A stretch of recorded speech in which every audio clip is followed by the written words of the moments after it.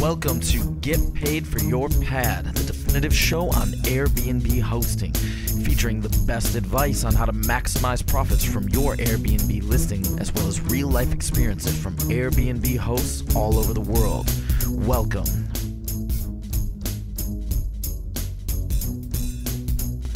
Get paid for your pad. Get paid for your pad. Get paid for your pad.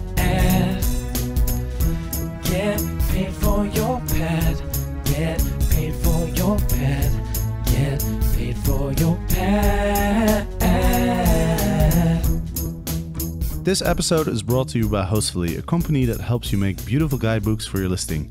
Make your own at hostfully.com/pad. And as a special for Get Paid for Your Pad listeners, you'll get a free guidebook consultation after you make your guidebook.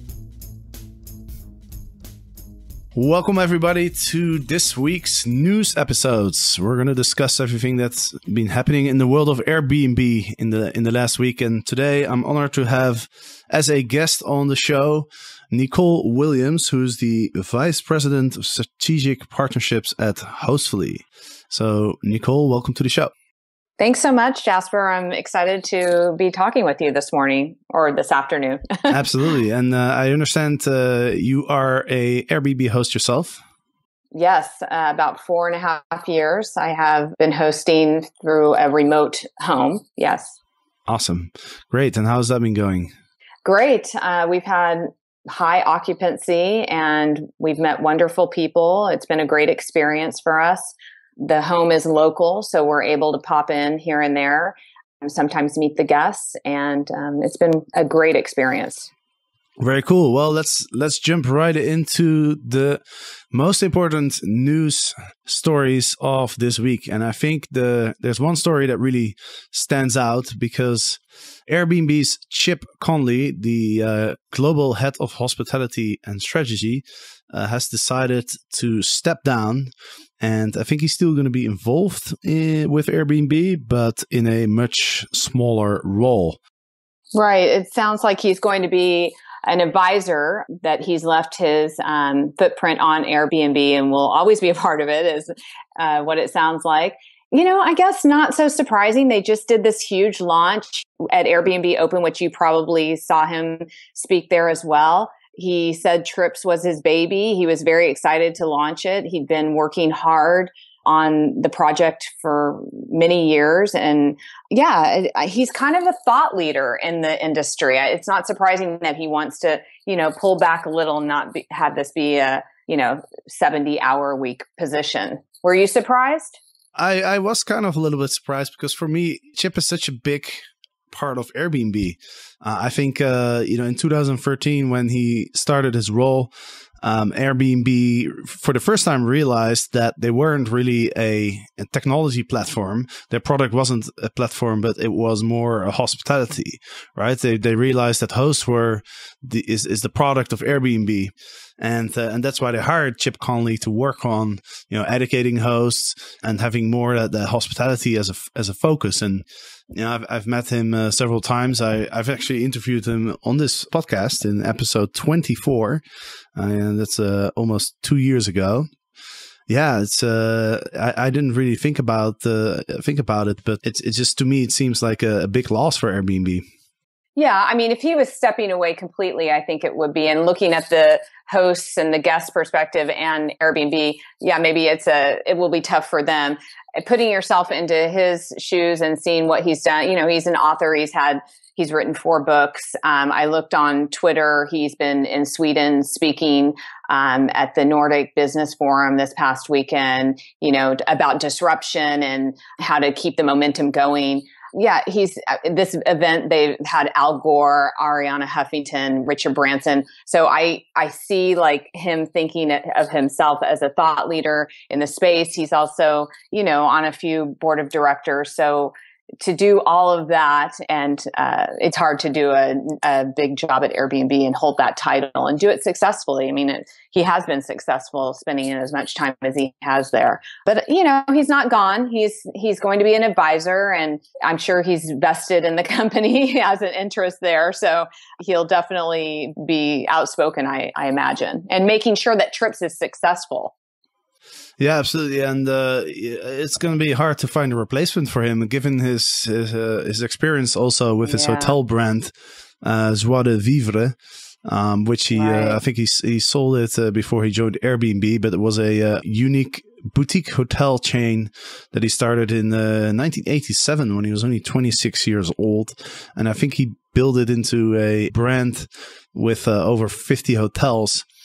So and all the things that you mentioned, it's going to be pretty hard to find a replacement that sort of matches his level of experience and also the vision that he brought as well, I think. I completely agree with you. I was kind of brainstorming who would replace him. I don't know. Maybe they'll create a new title. Maybe they won't even replace him at all. Those are big feet to fill, big shoes to fill. So I'm not sure how they will do that, but it'll be interesting to watch. They're going to need somebody to look after hospitality because that's the direction that they've decided to head. So they will need somebody overseeing hospitality. Yeah, and they need somebody to organize the next Airbnb Open as well. So yes, this is true. Right. Absolutely. Awesome. That was also, he's big on festivals and conferences. So I'm sure we would see him speak, though, again. I mean, that's where he is comfortable on stage. So absolutely, yeah. I've met him several times, and I've always he's a really cool guy. Other than all his accomplishments, it seems like he's not walking next to his shoes, as we say in Holland. Yeah, he's always stayed like a really approachable, normal guy, and responding to emails and stuff like that. He's not so hard to get a hold of as some of the other people within Airbnb.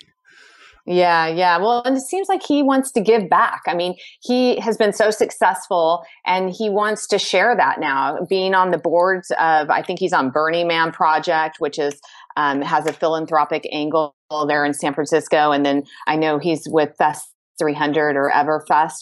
And so those are boards where he can teach and give back and, help the new generation coming in for hospitality. So it doesn't surprise me that he's accessible. That's good to hear.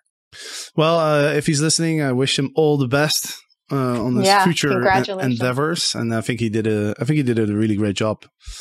So let's move on to the next article that we'll be discussing. And that will be an article in the New York Times. And I'm very happy and proud to discuss this article because I was actually mentioned in the article. It's a reporter who wrote the guide on being an Airbnb superhost, and he gives some really good advice in the article, but also he starts off with a pretty interesting story about one of his own Airbnb experiences. Do you want to comment on that? Yeah. Well, first of all, congratulations on being quoted in the New York Times. Fantastic job, Jasper. That's amazing. That's great. And the story is, we've all had this. As hosts, we've had something unexpected, maybe not something as big as this, but basically he had rented his house out for the weekend to a small group. And it turned out that they all arrived, rental companies were showing up and more guests. And there was actually a wedding that was happening unbeknownst to him. However, he has wonderful neighbors who were able to text him and give him updates and also take pictures. Did you read?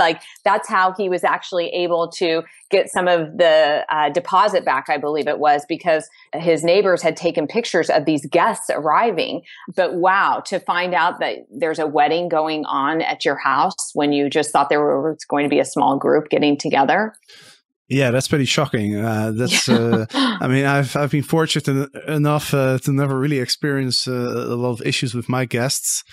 Knock on wood, but yeah, it's but there's a lesson in there, as you mentioned, that if you do have any issues with your guests, always have as much evidence as possible, and immediately contact Airbnb. That way, you have the best chance of getting it resolved.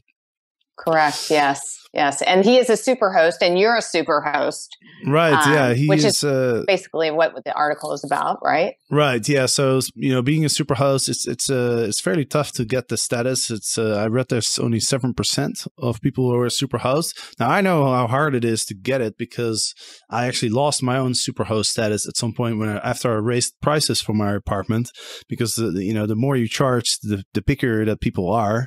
Mm-hmm. Understandably, if you stay at the Four Seasons, you expect something different than if you stay in a hostel. Especially if you're remote hosting and you're not meeting your guests, it's really tough to get the superhost status. You have to get 80% or higher 5-star reviews. So for every 5 reviews that you get, you have to get 4 5-star reviews.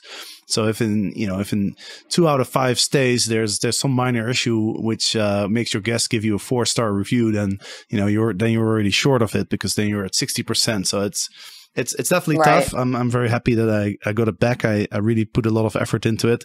But he provides some good advice in the article on how to become a super host. He mentions hospitality, so he mentions that it's very different. You're not just providing accommodation; you're providing an experience. Everything should be as advertised. The place should be really clean. You should provide a lot of amenities for your guests, like clean towels, plenty of sheets. He mentions soap for bathing, toothpaste, toilet paper, etc. There's some good stuff in there. Right. And also just transparency. I remember, going back to Chip Conley just briefly at Airbnb Open, when he was speaking, he said that, it's nice to include at the top, like 3 things that guests love about your property, about your listing, and 2 things that they're not so crazy about. And that tells people right off the bat that you're being honest and transparent and open. And that's really what forms the relationship of trust, which is what Airbnb is pretty much based on. You want the guests to be able to trust you, and you try and form that trust from the first communication, right? Absolutely. Yeah. The way I always describe, if you were to ask me, how do you become a super host? How do you get 5-star reviews? If I have to summarize it in one sentence, I'd say it is under promise and over deliver. Yeah, absolutely. I agree with you. For us, my husband and I, we are both the hosts. We haven't reached the super host status. It's been the missing link has been the 5-star reviews. Everything else we've hit. And I think we are very responsive. The communication, the lines of communication are always open. We are unable to meet, I would say, most of our hosts, 90% of our guests in person, because it's a remote property. So we haven't been able to form the tight in-person relationships, but we try and do that through always being available through communication. So, messaging and stuff like that. But I think that helps with us keeping our house constantly booked and getting the reviews that we do have. Mm-hmm, absolutely. And some of the other things that he mentioned is, I think that being honest is very important point, by the way. I, for example, my neighborhood is a little bit noisy because there's a lot of stuff going on. So I specifically mentioned that in my listing, that, if you're a light sleeper or if you don't like to be in a noisy area, then you probably shouldn't stay at my place. And I absolutely agree. It creates trust, and that's what it's all about. There's a few other things I was going to mention. Solve problems quickly. So I think that's an important thing. And also, if there is a problem, you need to know about it, right? So you need to ask your guests after they stayed one night, because usually, the sleeping is really important, right? So after they had one night of sleep, like check in with your guests and ask them, hey, is everything okay? The author of the article, Brian, he mentions that he once got a 4-star review or a 3-star review, even though the guests, didn't complain or they didn't mention that there was anything wrong. But that's the thing, like guests don't always provide you with that feedback, right? They don't feel like they want to complain about little things, but then they'll still give you a 4-star review. So it's really important to reach out to your guests during their stay and double check with them and let them know if there's anything subpar, please let me know so I can do something about it. Correct. Yeah. And we have a standard message that goes out as soon as they check out saying that we hope they had a wonderful stay, even if whether we've communicated with them throughout or not. And then we tell them that we would appreciate their review. And if there's anything they might suggest, if they could leave it in the private area, because we read all of those and we really take them to heart. And actually, since we've been doing that, they don't write everything in the actual public review. And if they tell us, since we're not there at the property, and this applies to many, because I think there's like 2/3 of Airbnb listings are not in the home anymore. They're remote properties. So maybe suggest to them to write it in the private area, and you'll say you're on top of it. And we have somebody go down there and we'll take care of the issues if there is anything right away, whether it's, sheets that need to be replaced or there's a small leak, whatever it may be. Absolutely. Host, I can't emphasize how important it is to share recommendations of things to do or eat near your listing beforehand. Your guests won't have to go through TripAdvisor, Foursquare, or Yelp. They won't have to scratch their head and think about possible places right in the moment. I've been using Hostfully to create an online and printable guidebook to show my guests my favorite coffee places in Amsterdam. They use my recommendations and I'm getting fewer questions from my guests as a result. I've also included screenshots of my guidebook on my Airbnb listing as a way to differentiate my listing from others. So make your own guidebook at hostfully.com/pad. Last point that I want to mention is about cleanliness. And I think cleanliness is still being underestimated in the Airbnb niche. I think it's the number one complaint in the hospitality industry from guests, so including hotels and all sorts of different accommodation. And it's really tricky, the cleanliness. I get a few complaints every now and then about my place, and I don't really know what to do about it, because I think my cleaning lady does a really good job. She cleans hotels as well, so she knows the standards. Mm-hmm. But sometimes it's pretty hard to get your house completely spotless, and even one little hair in the shower or the bed could ruin it, right? Right. So what are your thoughts? Or one little cobweb that was overlooked. We have trees all around our house, so yes, there are insects outside, and they will make their way inside. Yeah, I don't know what to do about that. There are different standards of cleanliness. And when you have guests coming from around the world, and also just, their lifestyle, do they have children? Do they not have children? Do they live alone and maybe everything's sterile? And it's just, that is difficult. And you're right, it's underestimated. It's fantastic that you have a cleaner who actually cleans in hotels too. But hotel guests have complaints about cleanliness too. So it's not just Airbnb exclusive. That's true. That's very true. Yeah, it's not so much the actual cleanliness. It's more the perception that the guests have, right? Because if there's, for example, I think I mentioned this before, but recently I learned about an Airbnb host who puts a little sticker on the toilet rolls just to show that they're completely brand new, right? Because just the toilet could be completely clean, but just the thought that somebody else was using that toilet like a few hours ago or earlier that day or even yesterday is not a thought that you really want to have. Right. Yeah, it's all perception, right? It's all perception is reality. Mm-hmm. Very much so. All right, let's move on to the next article, and this is about Santa Monica, which is one of the toughest places to be an Airbnb host in the world, I think. Yeah, they have been tough. They're so protective of affordable housing in Santa Monica, is what I'm guessing, because as we were reading, I think last year made $51 million in revenue from the hotel tax. And they have places to do for business travel. They have the convention center and they have these huge hotels. So they're making money from these large groups coming in. What's a host here and there or a guest here and there in a small place how's that going to affect them? But I think it comes down to they've always protected affordable housing. They have rent control that has lasted throughout the ages, and they don't want They want to protect everything there, is what I'm guessing. What did you think reading how they're making this law even stricter? Yeah, so, well, first of all, let's look at the actual article. So it says public registration required for homeowners providing short-term rentals. So basically what it means is you have to register with the city if you want to be an Airbnb host. And, well, you can only be an Airbnb host if you rent out a room or part of your house. You have to actually be living in the house and be there while your guests are visiting. You're not allowed to do anything remotely. But if you do, then you also have to register now with the city, and it's a public registry. So anyone could look into the registry and figure out, who's an Airbnb host. So they're trying to dissuade people from hosting. I mean, basically, yeah, everything they do in Santa Monica just communicates one thing, and that is we don't want people to do Airbnb. And I don't know why, because, the article also mentions the tax revenue, because Airbnb collects the taxes on behalf of the hosts for the city, right? And it was $1.8 million versus 51 from the hotels. So it's only a few percent of, let's say, about 3% of what the hotel industry is making. So it's a very small niche.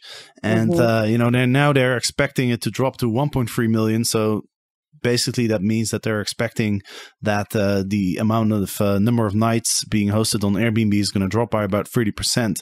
Yeah, I just think, and I think this is overall in a lot of cities where the houses are expensive. For example, in Amsterdam, it's the same thing. House prices have been going up for 20, 30 years. And rents have been going up when we have a lot of rent control. And so the places that aren't under rent control, there's fewer of them. So those prices are going up like really fast. But I think Airbnb is just kind of the scapegoat here, because people are saying, oh, the prices are going up because of Airbnb. But I mean, prices have been going up for a long time, way before Airbnb even existed. And given how small Airbnb really is, if you compare it to the amount of houses and the amount of hotel rooms, etc., then it's not even such a big player. So what I think is that they just they want a scapegoat. Right. There's not been one good independent study showing that Airbnb causes rents to go up within areas. I mean, there just hasn't been. Airbnb conducted a study saying that they don't, but that, there's not an independent study out there. And, I've also read that some renters are using Airbnb to help pay the rent. So they're renting out a room in their home or apartment where they're renting so that they can actually meet the rent. So maybe there's just an affordable housing crisis going on. It has nothing to do with Airbnb, but it's easy to blame them. Airbnb is actually helped a lot of cities because where there are neighborhoods where there are no hotels, you're getting foot traffic from tourists who have more money to spend or willing to spend it at that time. And those businesses are getting more revenue from these different tourists that would not normally go into those neighborhoods where they're able to stay now in a home. So I think there's some good out there, and the cities need to look at that. I don't think Santa Monica will. Yeah, I think there's a lot of good things about Airbnb.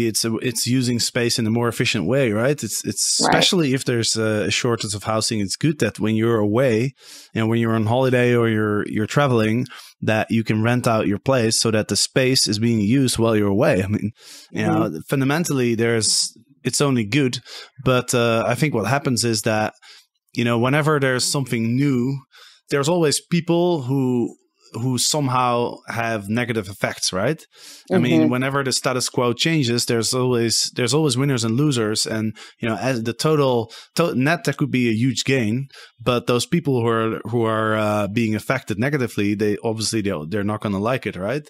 And so, I guess the hotel lobby must be pretty strong in Santa Monica as well. I can only imagine. Yeah, so that might be part of it as well. And I mean, it is true. Like house prices and rents are pretty crazy in Santa Monica. I was just there, during the Airbnb Open in November. I have a lot of friends in Santa Monica, and I really like hanging out there. So I stayed there for like a week or so, and it's an expensive area. I mean, I did all not of want West LA. Yeah, it's very expensive. So. Yeah, it was not fun looking at my credit card statement after just a week. No, I understand that people, people are concerned about the rents and the house prices, I just don't think that Airbnb is such a big influence. Yeah, I agree. It's all over California. If you look up and down the coast, anytime you're trying to get close to the ocean, it's going to be high, whether you're buying or renting. But how funny was it that reading the article, one of the city council members had to abstain from voting because her husband works for the law firm that is representing Airbnb in their lawsuit against Santa Monica for this entire ordinance. I just thought that was quite ironic and brought a little comedy to the whole story. That's pretty funny, yeah, because Airbnb actually sued the city of Santa Monica, right? They're arguing that it was unlawful. Against unlawful. They were saying that it's disclosing the information violates the 4th Amendment. Right. And then they threw in the 1st and the 14th Amendment too, freedom of speech. And they just, we'll see what happens with that. It's interesting to watch what will happen with that. Yeah, they kind of threw in everything there. Yeah, exactly. Awesome. Well, there's some interesting stuff going on in the world of Airbnb again. Nicole, thank you very much for coming on the show and discussing this with me. It was a pleasure. Yeah, thanks so much, Jasper. Thanks for having me. I hope to do it again. Yeah, absolutely. Well, I'll be doing this every week, and always going to invite one of the team members of Hostfully to get a different perspective every week. It's always a good thing. So every Thursday, this episode is being published on Friday because there was a national holiday on Monday, and my editor needs a few days to make sure the podcast comes out as good as it can be. But every Thursday there will be one of these episodes. So thanks for listening, everybody. Thanks for Nicole for coming on, and I'll be back next week. Airbnb hosts in the US who want to maximize their profit, pay attention, because Everbooked can help you do this. Everbooked provides nightly optimized pricing, a comparison tool that shows you where your competition is at, and a market reports tool that gives you the bigger picture and tells you where the best places are to invest. Sign up now for Everbooked and use code GPFYP to get the first 3 months for free. Get paid for your pet. Get paid for your pet. Get paid for your pet. Get paid for your pet. Get paid for your pet. Get paid for your pet.